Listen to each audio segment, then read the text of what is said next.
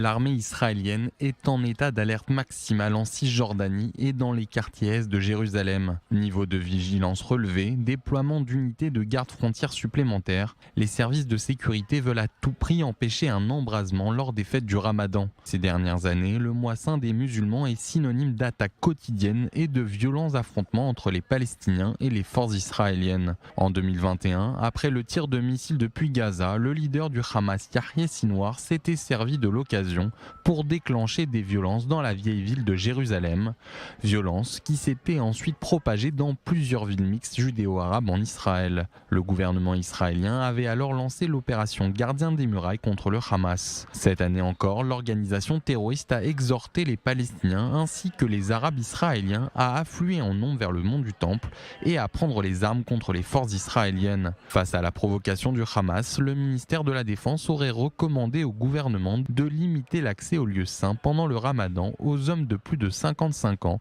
aux femmes de plus de 50 ans et aux enfants de moins de 12 ans. Les déploiements de la police devraient également être davantage renforcés le vendredi. Pour parer à toute menace, les troupes israéliennes poursuivent l'opération Mur de fer dans les localités du nord de la Cisjordanie.